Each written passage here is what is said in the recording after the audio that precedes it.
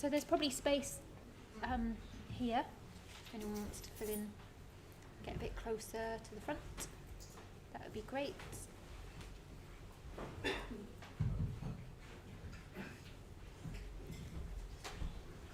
You don't get forced to do any particular audience interactions if you sit at the front. It's not like going to a pantomime or something.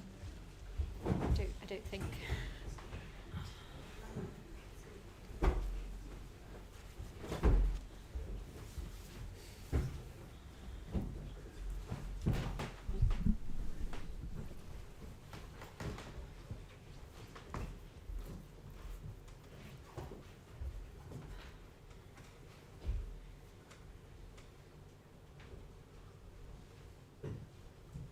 Strange big hole in the centre of the room where there's some people and they've just sort of vanished. Careful. It doesn't matter.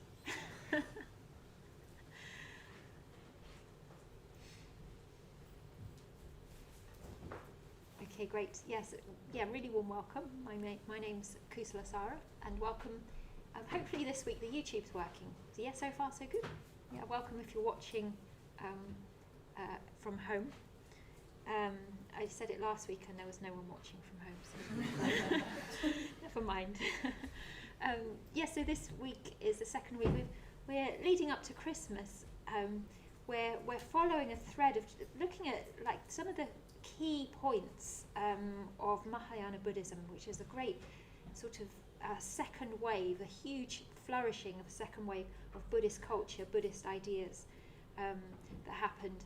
It began, it's hard to pinpoint these kinds of things, some several hundred years after the Buddha's death, and has influenced Buddhism, or been the main the main kind of Buddhism in many countries.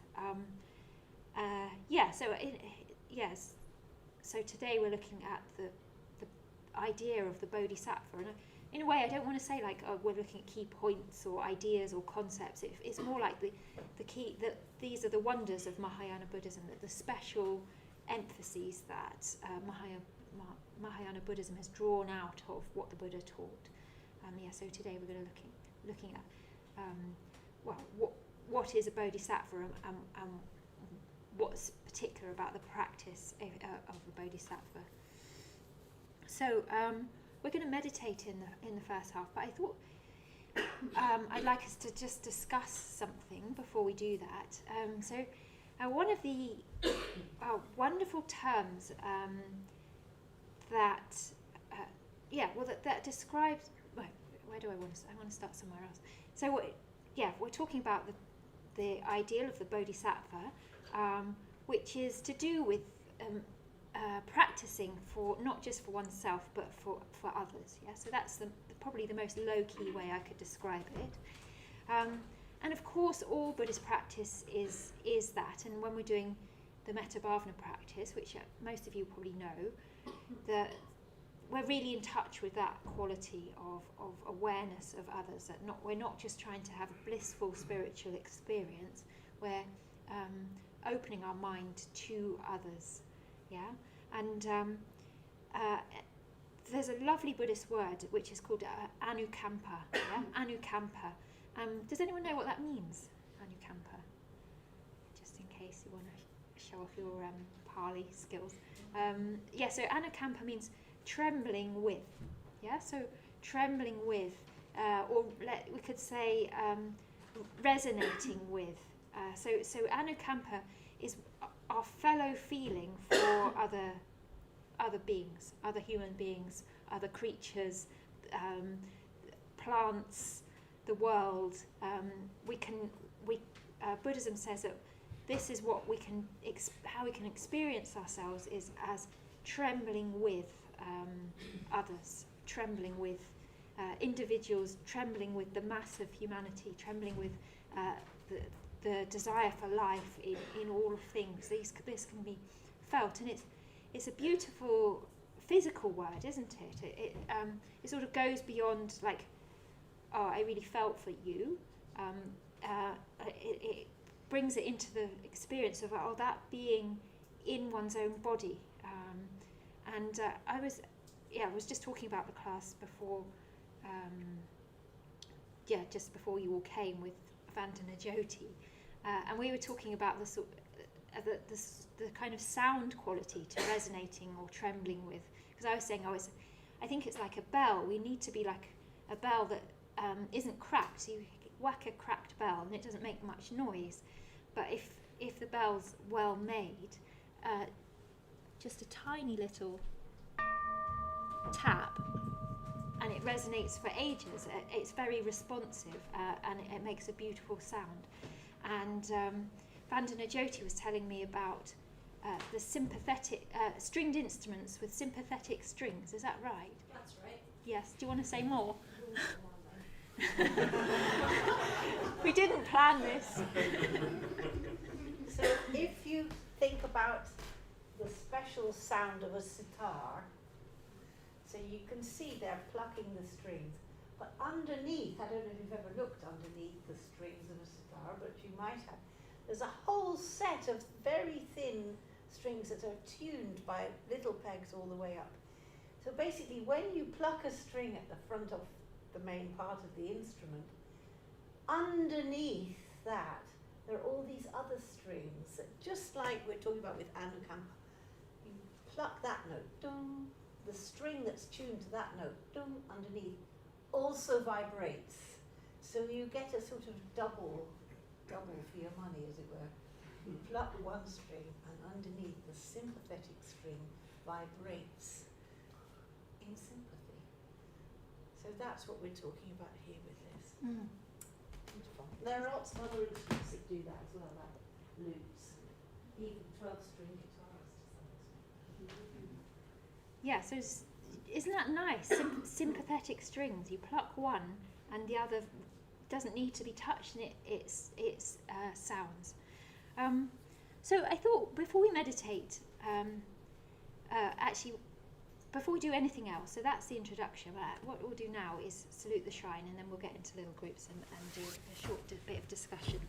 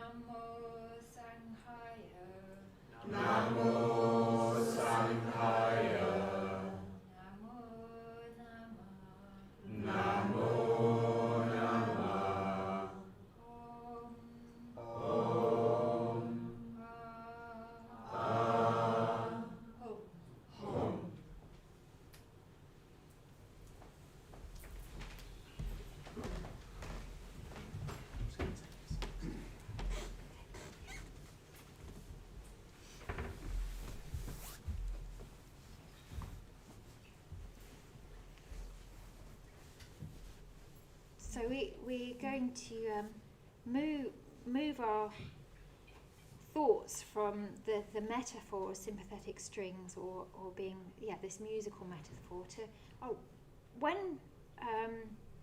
times that you have really resonated with somebody, or times when you've let's say trembled with. And so what it might be, for example, maybe you're listening to somebody and they're telling you about their experience, and it might be a really difficult experience, it might be a very beautiful experience, but when your attention's completely there and you feel it along with them, so it might be that sort of thing. Or maybe you're going through, you're both going through a particular experience simultaneously, and you just know what it was like for the other person. I don't know, there's probably quite a few, sometimes that you can have that sense of, I know what's going on for another person without even speaking, without even that communication. So let's just get into threes and just relate. It doesn't need to be anything, you don't have to think, I'm meant to have a spiritual experience. So just relate to a time when you've sympathised with somebody in that way, that sense of maybe of like, like a bit more than usual of intense resonance with someone else's experience. Yeah. Are there any questions before we go? Is that clear? Yeah. Okay. Good. Yeah. So let's do that. Get into threes. And just bring to mind. It could be today even. That's the hard bit.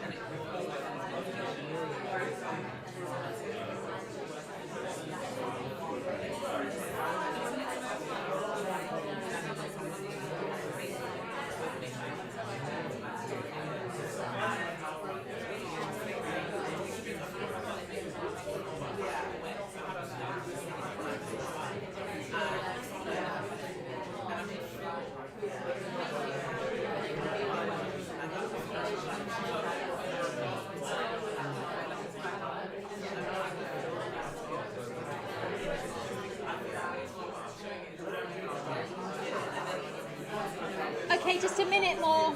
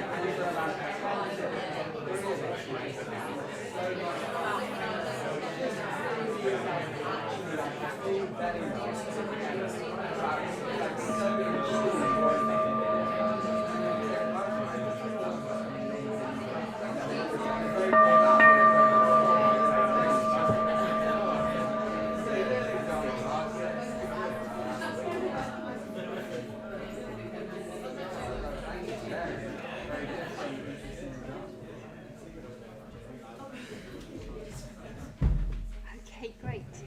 Yeah, so would anyone be willing to share one of those stories that you shared?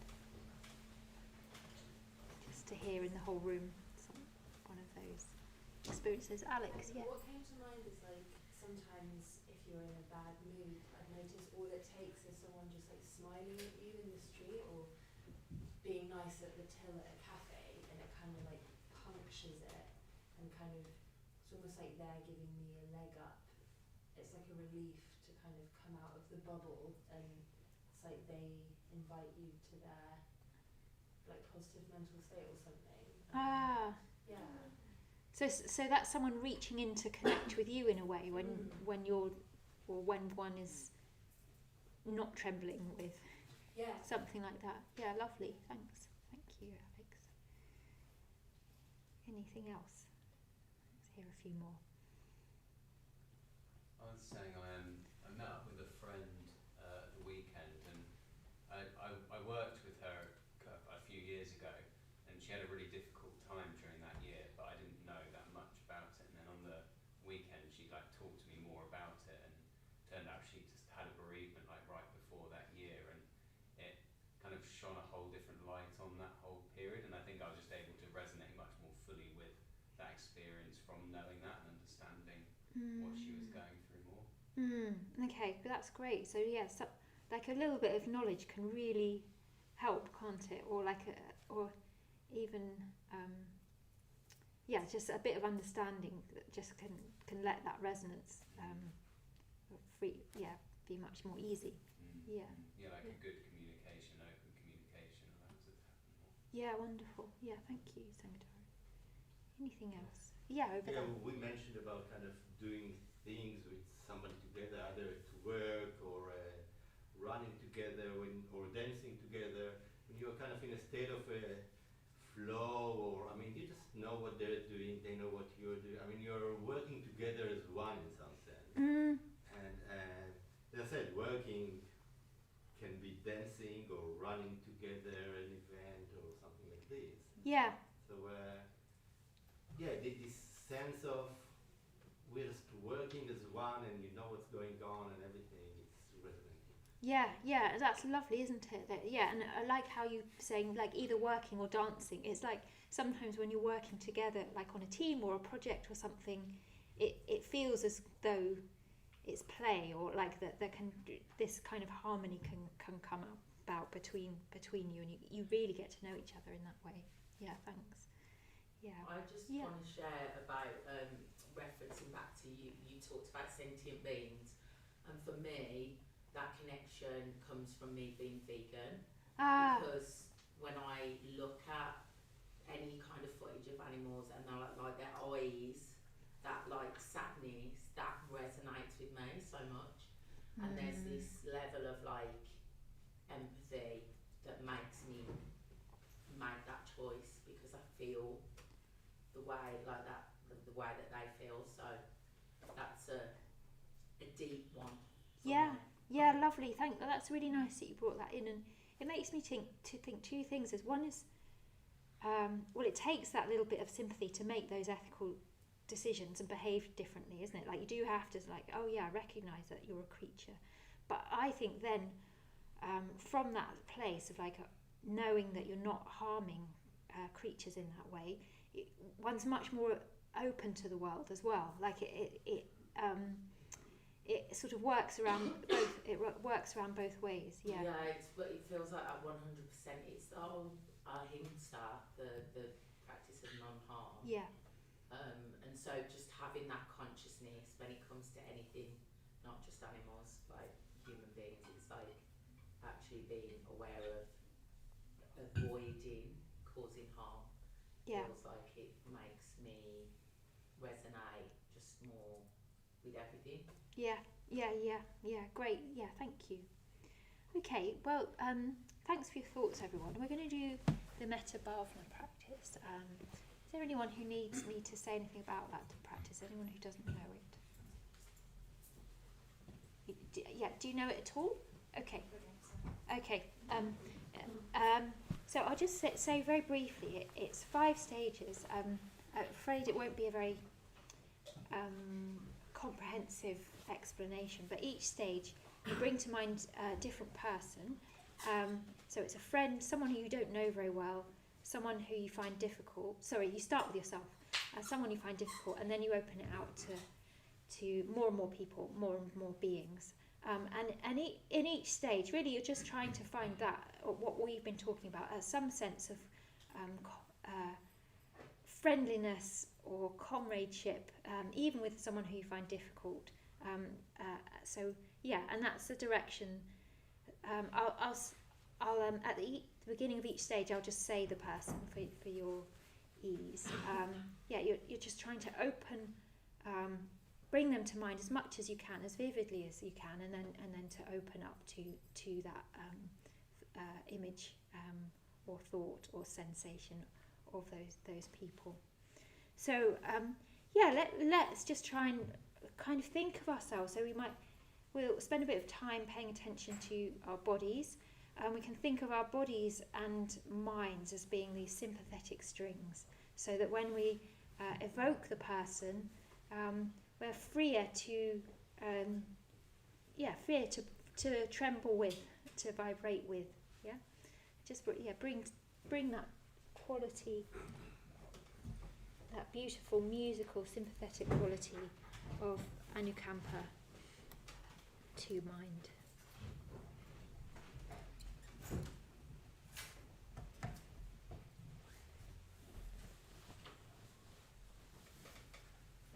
I'm going to make free with the musical metaphor. So the first 5 minutes we'll just be paying attention to the body, and it's like we're tuning the instrument.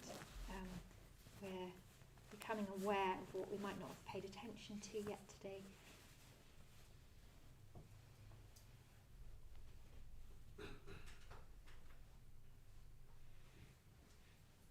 So just letting the body settle.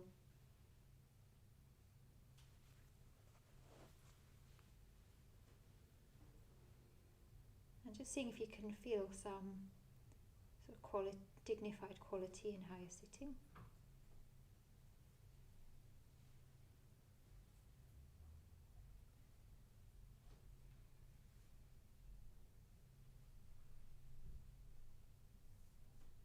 So that probably means some ease.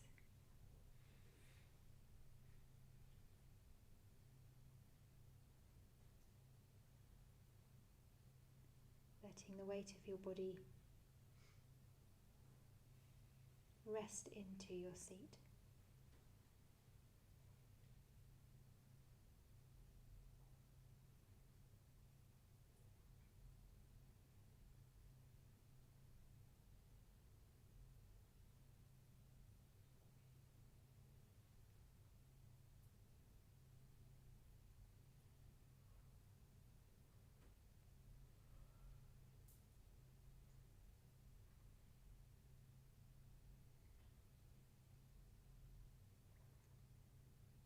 Letting your face soften.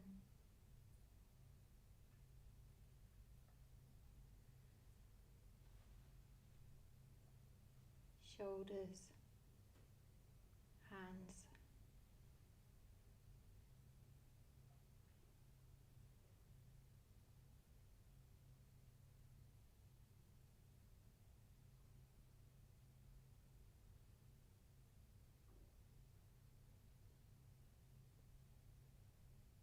So you're aware of the sensations in your body.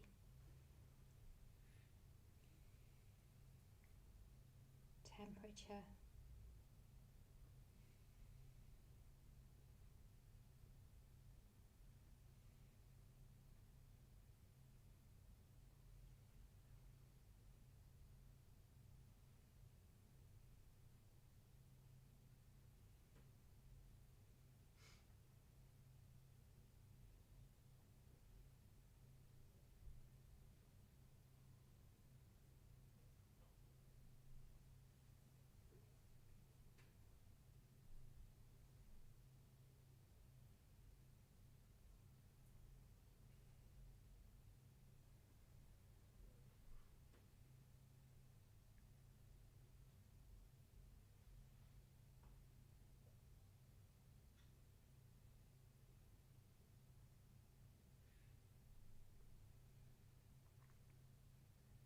belly,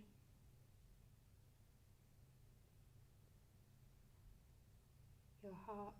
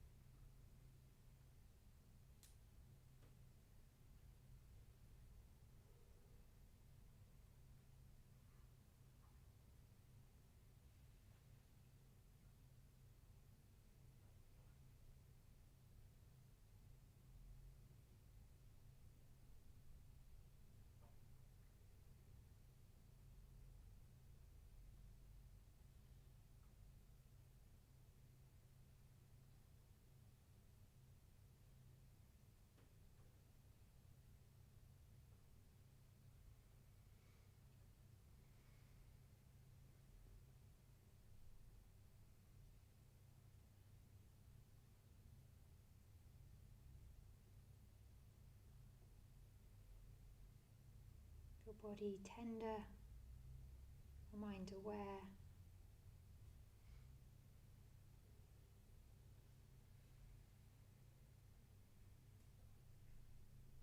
Your heart open.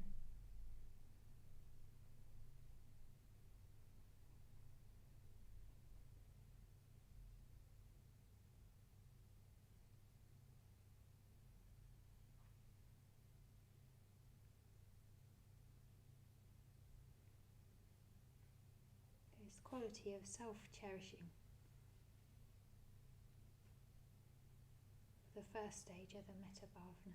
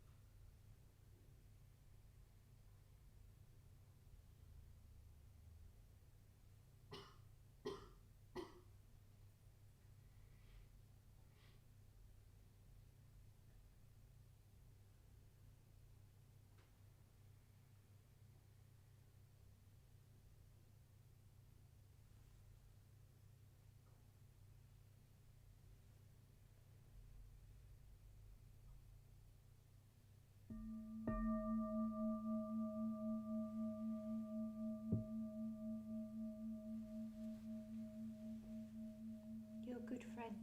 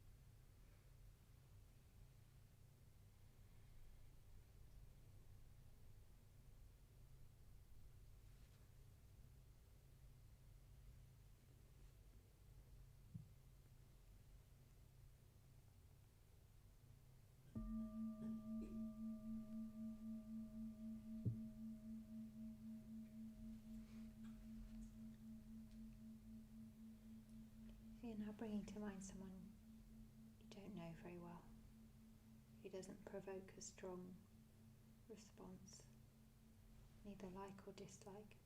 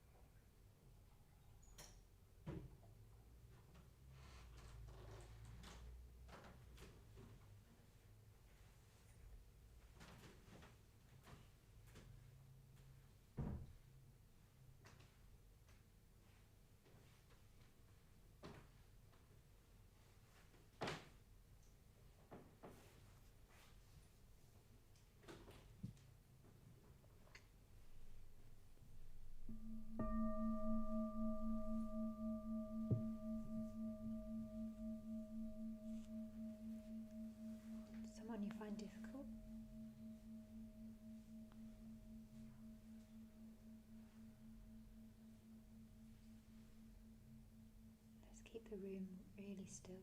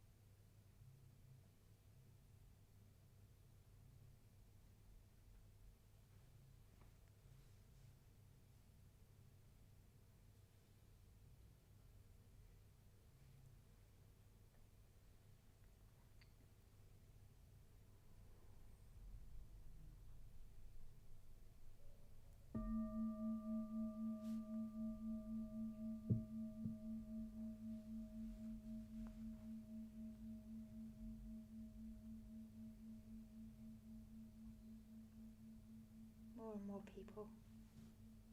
People you know, people you don't know.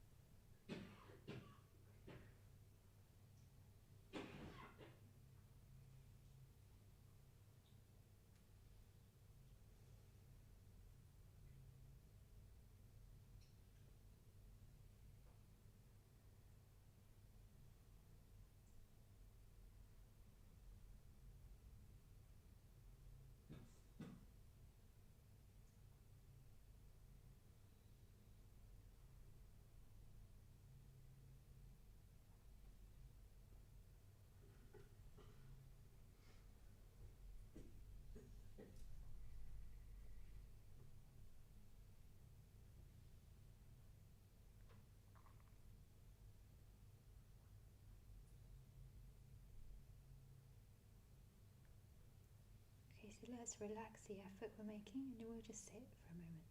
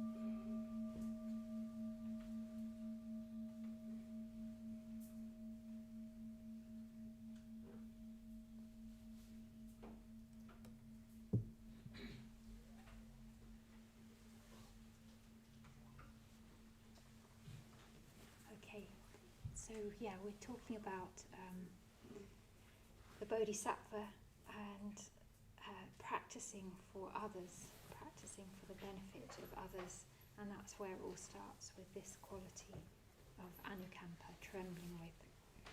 So we'll be exploring more of that in the second half, so let's have a drink and have a biscuit if you want to.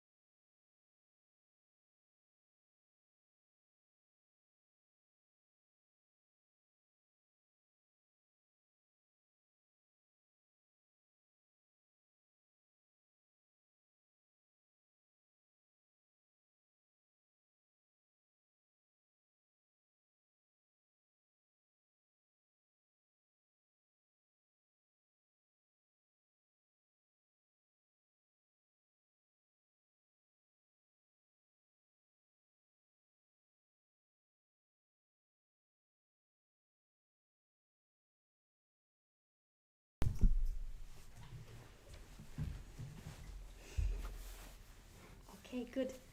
Yeah, so we'll go a bit further into tonight's exploration, and I think, the title of today's talk, or the evening, is the Sublime Ideal, which is the name of the whole series of exploring the Mahayana, and particularly the Bodhisattva vision, the Sublime Ideal, and for the benefit of all.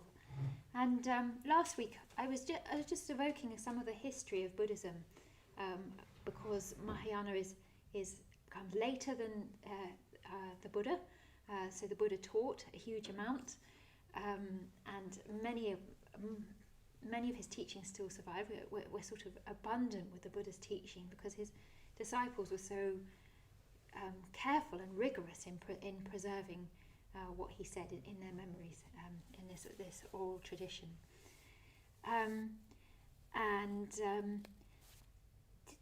I think a good starting point for all of these weeks is the problems that we come to when the founder of something wonderful moves on, when they die.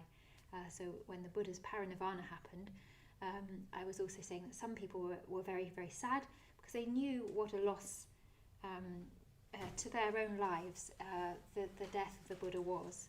Other people, you could tell apparently, there's a few different characters around the death of the Buddha. So, there were the unenlightened disciples, and that would have been me crying because I rely on the Buddha so much.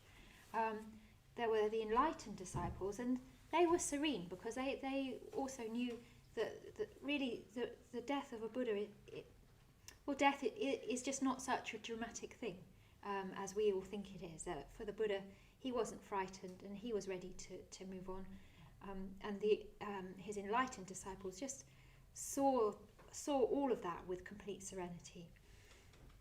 And then I also mentioned that there were lots of people who wanted to go and pay respects to the Buddha, the final respects and departing, and that included celestial beings as well. So apparently, lots of people were making too much noise, and one of the monks had to sort of clear some space for the invisible to most people celestial beings to say goodbye, to pay their last respects. So apparently the only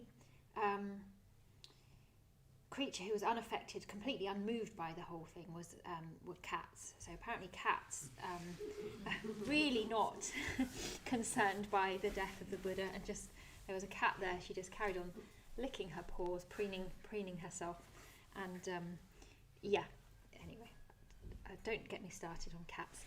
We've got a cat now in our community and talk about her far too much. So, she fits the character. She fits the type. Anyway, so the problem is not cats. The problem is what then what happens? And I think how to preserve a tradition, and we talked about this last week. There's the teaching, so that's obviously really important. The Buddha said a lot of things, and he conceptualized and made formulas so that people could remember and take on board his teaching. So there's the teaching, and then there was a whole lot of reminiscing as well, saying, what was the Buddha like? What was it like to be in his presence? And discussion, evocations of his being. And in a way, that started then, and that's never ended.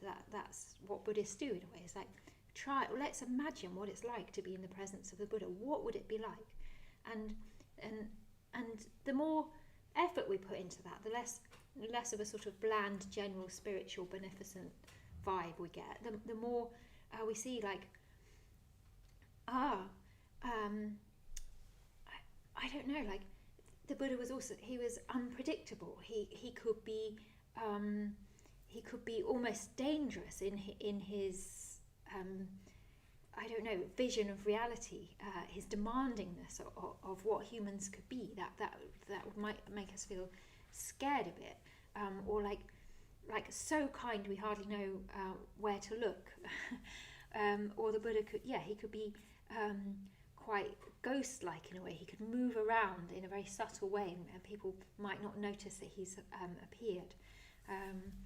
And all of these kind of qualities come out in the stories, and we could probably workshop it and like bring out more and more quality. And another one is energy. So he spent 50 years walking around teaching. His energy was all aligned with everything that he did. So he didn't ever experience resistance. He wasn't like, oh man, I've got to get up. I hate getting up. Got to teach. Got to meditate. You know, none of this like, oh, shall I just have a bit of a quieter day? Like all of that like sort of waste of energy, friction, just wasn't there. So he could be completely spontaneous and appropriate energy for flowing freely. I personally find that really, really appealing.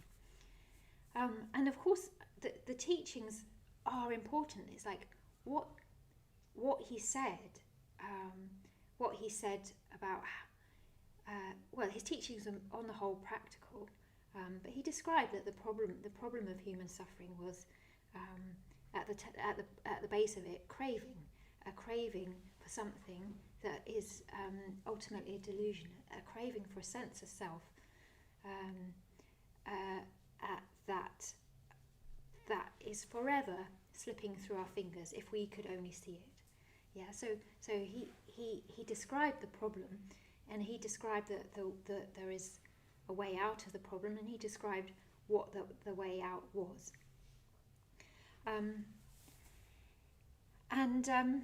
So the teaching's also really important. I think, and for some generations, I think that the sense of the Buddha's presence would have been quite alive. And then fairly inevitably, that sense of his presence will have degenerated in a way. So he did his best to bring Buddhism, not that he thought of it in that way, but to as many people as possible. And over the time, that the sense of his own vision will have degenerated into sets of practices adhered to very, very tightly. So, he told us what to do, we will do it, and we won't ever do anything else. You know, that kind of thing. Like, we know what the Buddha said, we won't ever modify that, adapt it to different circumstances. We will just apply it. So there was this quality of the words used, ossification, of sort of stagnation of Buddhism, and I doubt that it happened everywhere, in all places, in all people, but so it's like a general quality. So something had to change, and in a way, this is like an amazing opportunity for a new wave of spiritual inspiration, and that's what happened, and that's what the Mahayana. So Mahayana means great vehicle. I'm afraid that it did. The Mahayana can be accused of boastfulness. So in the text, the Mahayana text is often pitting itself against previous ways of practicing Buddhism. Not the Buddha, but I think it's trying to distance itself from this kind of degenerated, rule-bound, a bit nitpicky kind of vibe of Buddhism. So that was known as the Hinayana, the lesser vehicle. So these terms that come around in the Mahayana. And in a way, I think that those are just I think what becomes interesting is when the history of Buddhism becomes parallels with our own minds, and we can notice that, like we might sort of lose inspiration, and we might perhaps follow something doggedly and forget the vision, for example. So we've got the practices, and we needed the vision. So that I think that's what the presence of the Buddha.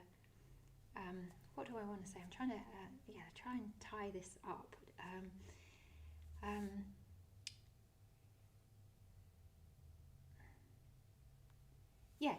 If we don't have a vision of why to practice, for example, people around us who we admire, who we want to emulate, or like the Buddha, then we lose either the interest in practicing, or we lose the spirit of practice. Does that make sense? So so our teacher Bante Sangharakshita said, actually the early Buddhist texts, they tell you what to do, and we need that. We need to know what to do. They tell you how to do it, what to do day to day, like do the mindfulness of breathing, practice the precepts, think, regard others like this, discipline yourself like that. They tell you what to do. But what the Mahayana does is carries on the spirit of the Buddha by bringing a vision of why to do it. And I don't know about you, but I only am motivated to do things when I have a vision of why I do it. I'm sort of embarrassingly unmotivated when I can't remember why to do things. You know, my weekend was a bit like that. I was like, I could do that, you know, but I can't really remember like why. So I didn't do any of the things. But if someone can go, yeah, there's this big picture and you can be part of it, and da da da da, and then da da da, and I'll be like, yes, I'll do it, and then I'll work my socks off really to get there. So we need to, but we can't just have vision. We can't just, for example, last week we had some images of which had sort of grown out of the Buddha's vision of human beings as like a field of lotuses, a lake of lotuses. So he had this vision of everybody at different stages of growth, yeah. And then the Mahayana vision, it sort of went out of time and space, and it became this golden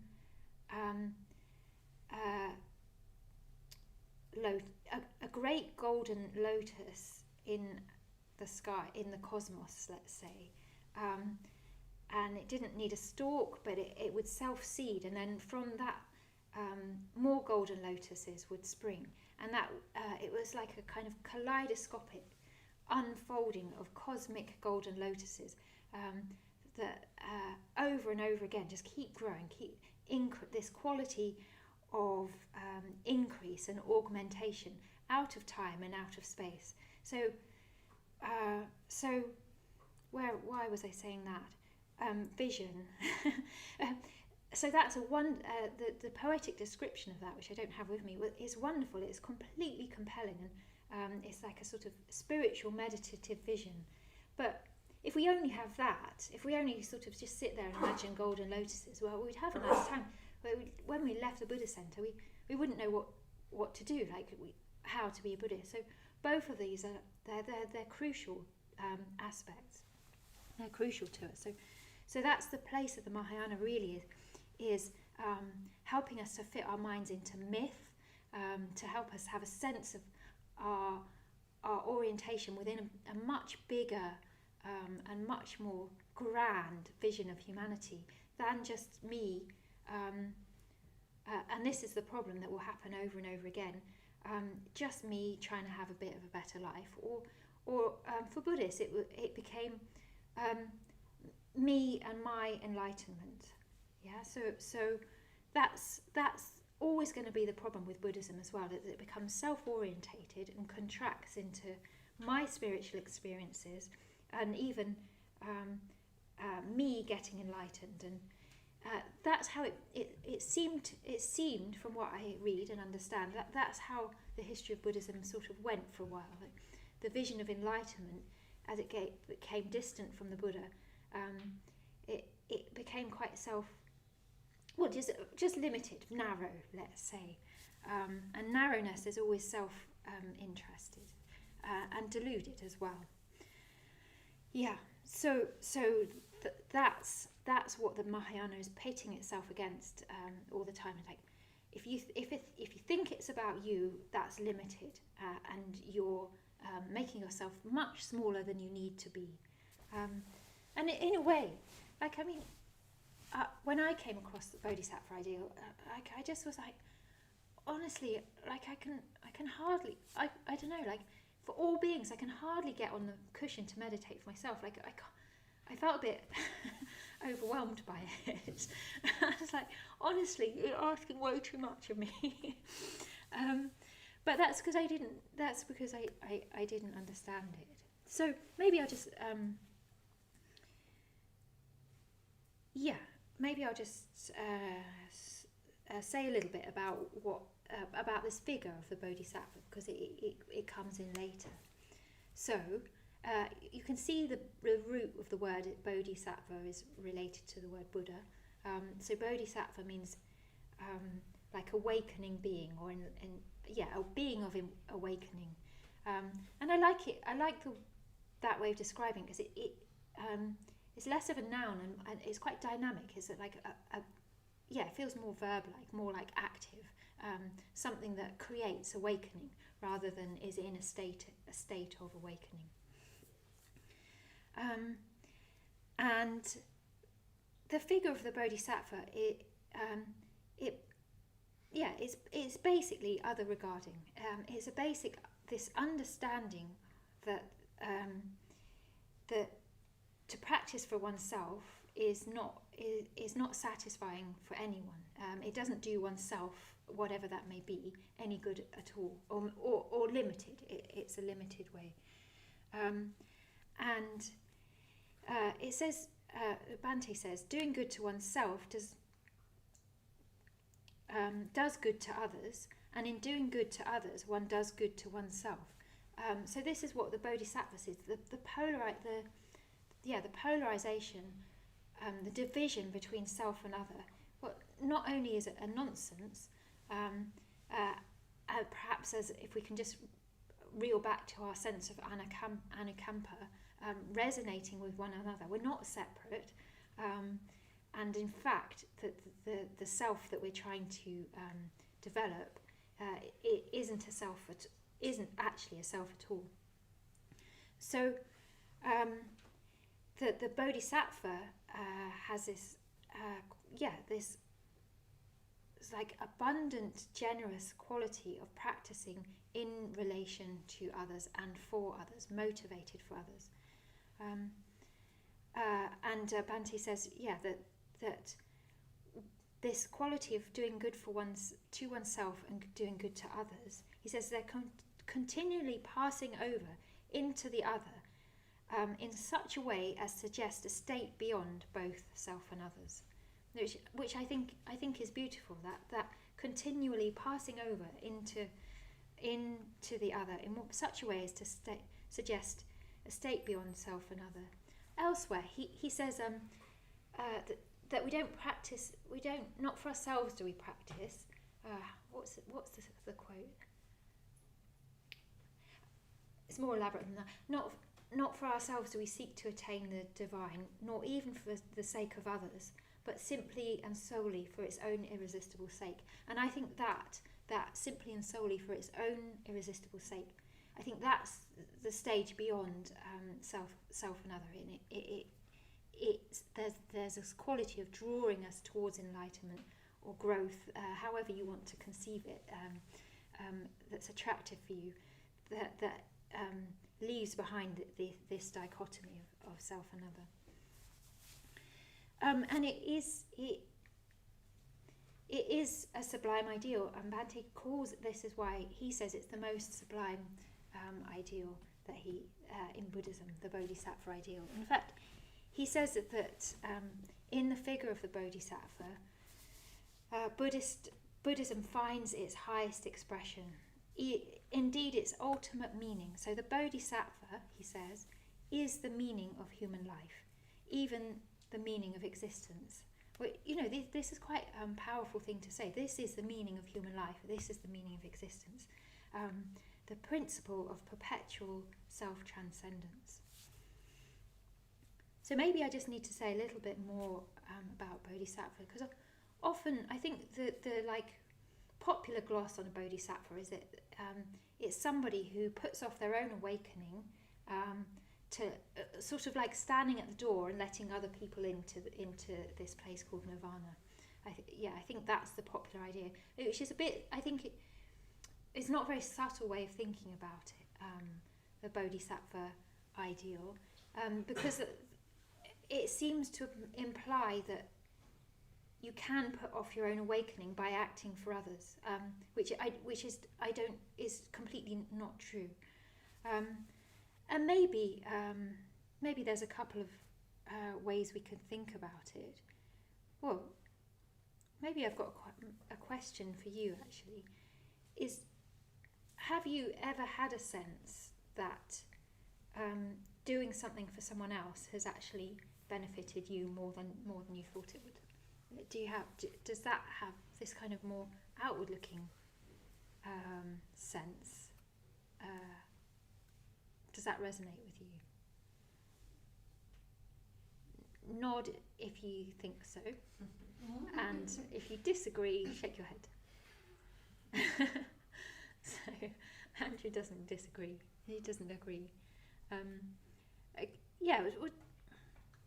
Perhaps let's get into threes again, and you can get into different threes or the same threes, and just like talk about this a little bit. Like, have there been times when,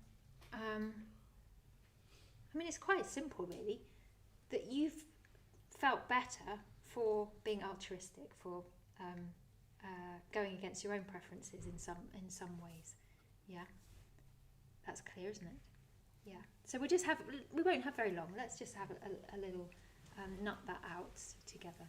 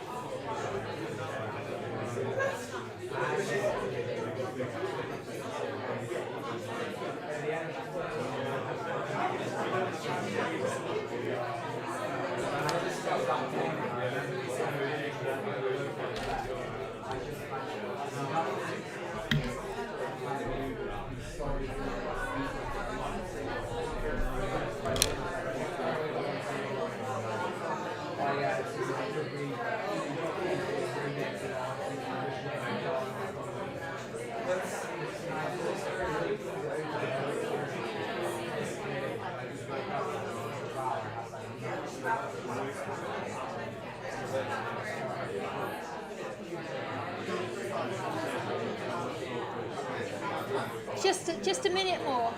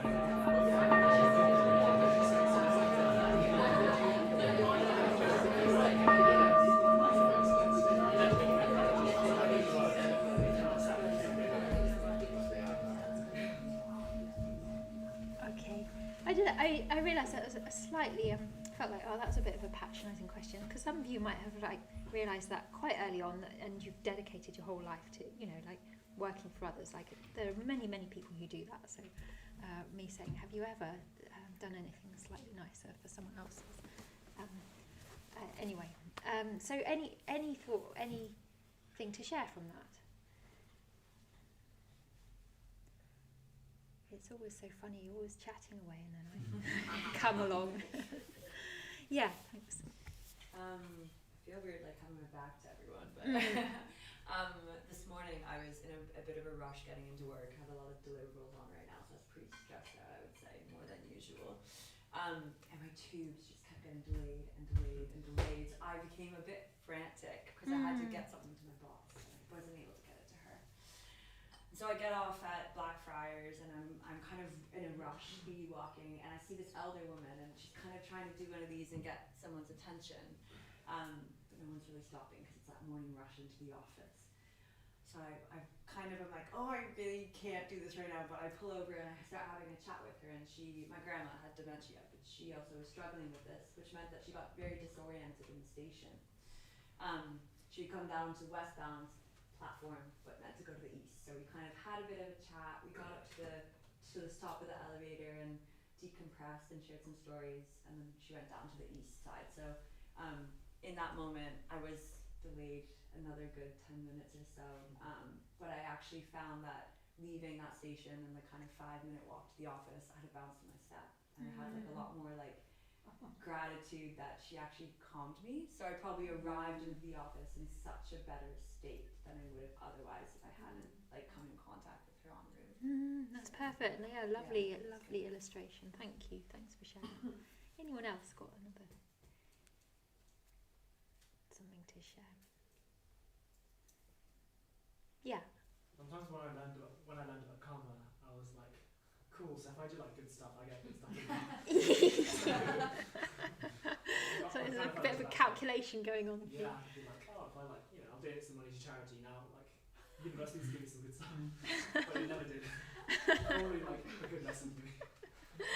Yeah. I think one can get a bit too it can get a bit reductive about this kind of exchange attitude. Yeah. Yes, yeah, in the back of the mind calculations. Yeah, I mean, I just think it's something to always keep in mind. You know, like in our lives, just at a very basic level, we want to feel good, don't we? We want to have happy lives, and we so easily forget that generally self-centeredness sort of creates more and more need. And that it's those things like the inconvenient person who needs a bit of help that ends up you getting a bounce in your step. It's things like that, turning your mind towards someone else or others that actually makes us feel basically human. And it's that trembling with that sensitivity and feeling for other human beings that's at the bottom of it. That's what the Bodhisattva ideal is created from, grows from, augments.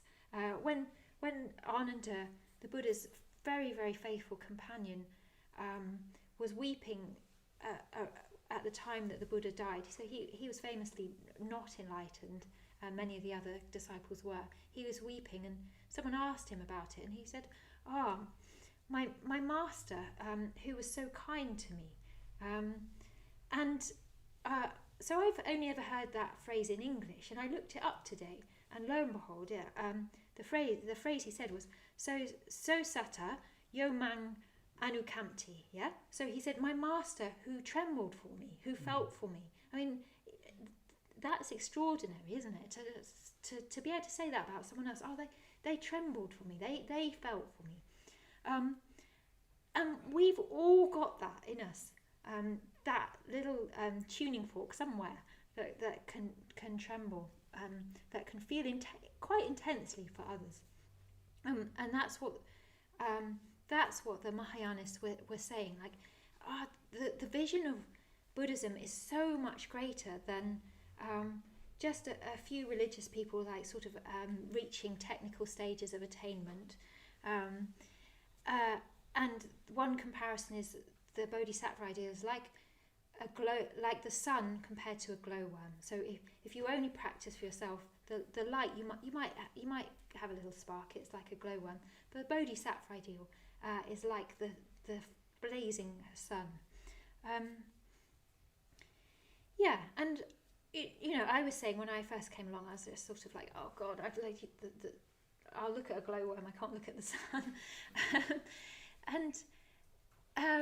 I think, luckily for me, I kind of thoughtlessly threw myself into like quite strong Buddhist conditions, and so I was always rubbing up against people and around people, and sort of gradually realised that the more I contributed to the Buddhist community, the less intense I felt about myself. So I was very, when I was younger, I came along in my 20s, I was just very, probably said this loads, I was just very angsty, and I sort of allowed myself loads of time. I was like, if I think about myself enough, I'll work something out. But I just needed to stop thinking about myself.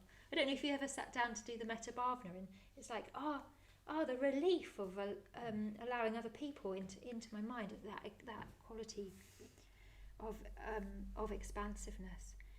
And yes, so more and more, it's like in my own life, I've got my pet projects. I want to get on with my art practice more. I want to make my bedroom better. I've got loads of unfinished projects, and they're sort of less and less compelling. And it's like maybe I'll do them, but I think I've realised that in a certain way, my life isn't my own to decide those things. And the more I grip onto them, the less satisfactory they are. The more I grasp my self-willed concerns, the less happy I am actually. I was a bit of a slow learner in all of that, but yeah, I had a solitary retreat recently, and I just thought, oh yeah, my life is not my own, and what a relief. I've got a sense of meaning to give my life to. In the highest kind of sense, well, gosh, I thought I wasn't going to have enough to say, but as per usual, I've got too much to say. Okay, what are we going to do with that? So,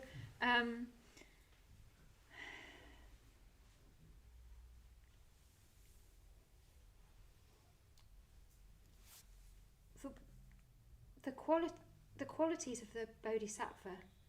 Well, I'm going to introduce another term, which is the bodhicitta. Again, we've got bodhi, and chitta is heart. This is also another Mahayana reinvigoration of Buddhist practice and motivation. And the bodhicitta is the heart mind, or the heart that suddenly feels this quality of anukampa and wants to practice for all. Yeah, the heart that's turned away from only self-centered Buddhist practice. The accusation is often navel gazing, isn't it? And the heart that's turned away from that, and that can no longer ignore the trembling with, can no longer avoid being sensitive to the suffering of all. And there are problems with the word all. Like, all is a lot, yeah. But I think what it is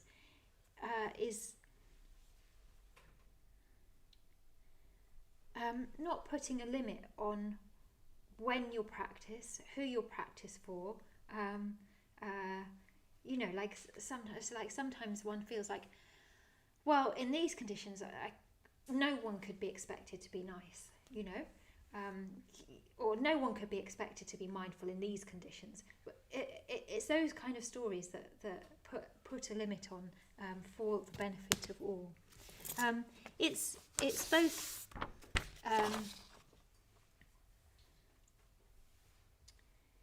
this in a way, it's both the eternal aspect, the infinite that I described in the golden cosmic lotus, but it's also in just who you meet day to day.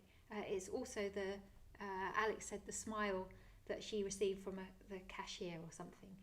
it's also just making sure that one's in a good enough mental state to actually to take other people in and respond to them. So it's both the vision and the practice. And it's a very exalted experience. The bodhicitta, there's lots and lots of ways to talk about it. And Bhante talks about it, and this is a kind of a high vision, really, of a spiritual experience. He says the bodhicitta represents the manifestation, even the eruption within us of something transcendental, the emergence within our ordinary experience of something of a totally different nature. Yeah? So that's quite strong, isn't it? The eruption within us of something transcendental, the emergence within our ordinary experience of something of a totally different nature. Now, we may or may not have known an experience like that, but I think what it describes is something like what I'm realising more and more in my life. I'm certainly making no claims to have had that experience of the bodhicitta, but that there are other forces in life that are much, much more important to pay attention to than the force or the will to create an enduring sense. Keep self-creating. Does that make sense? Yeah. So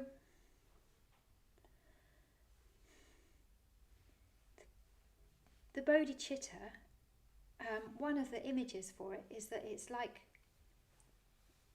that it's never personal. It's an experience that can happen to a person, but it's never their experience. So you can never say, oh, my experience of the bodhicitta or my bodhicitta. That's the whole point of it, is to sweep away those kinds of self-referential claims of his spiritual experience.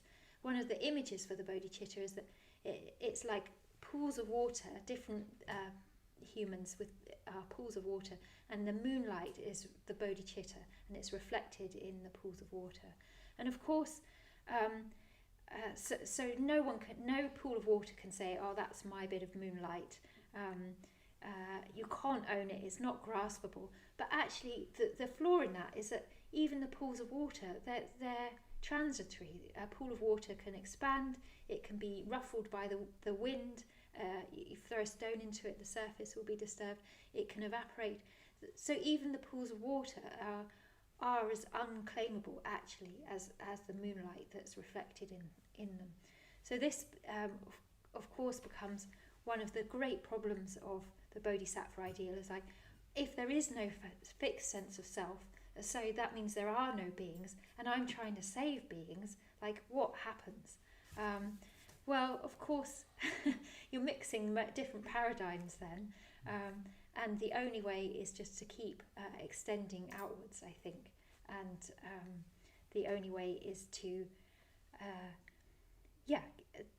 keep opening and trembling this quality of anukampa. So I thought we could end ritually. On the shrine, we've got the image of Avalokiteshvara, and I invite you at the end to come up. You'll see this kind of arc around is different hands, and they represent 1,000 hands. So when Avalokiteshvara, he turned, before he became a bodhisattva, so we've got human being bodhisattvas are like people who just want to practice for the benefit of all, and we've got archetypal bodhisattvas who come in splendour and arrayed with silks and rainbows, and Avalokiteshvara is one of these.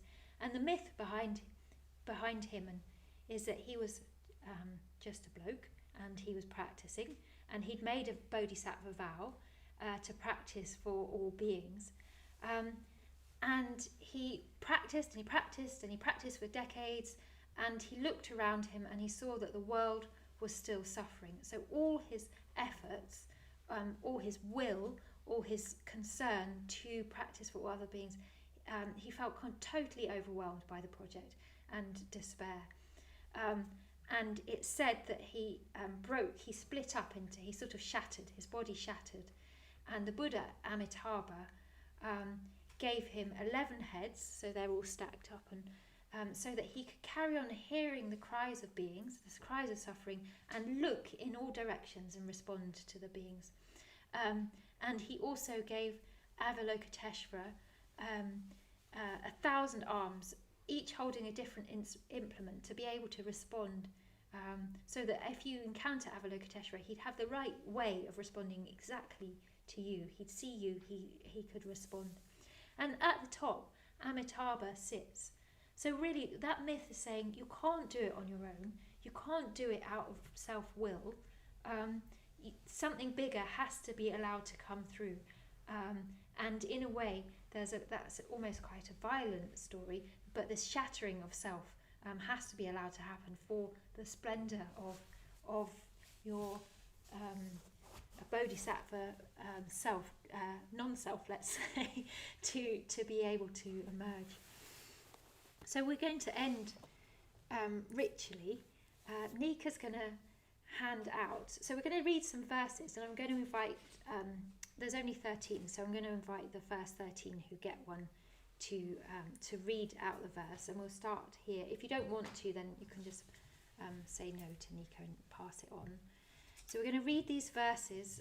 They're from a very famous text, which we'll be going into more actually next week with Stiramanas, the Bodhicharyavatara.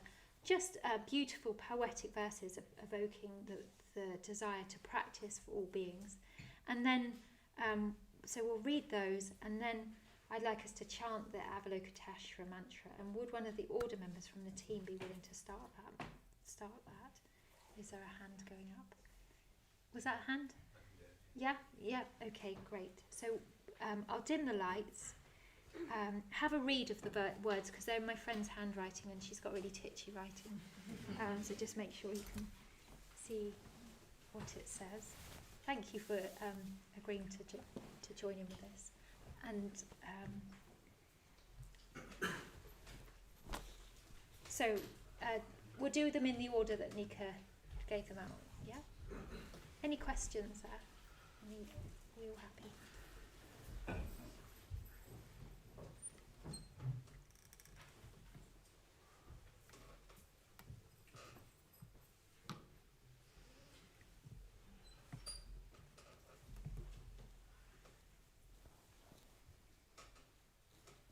I'll tell you what, I'll ring the bell and then you can start.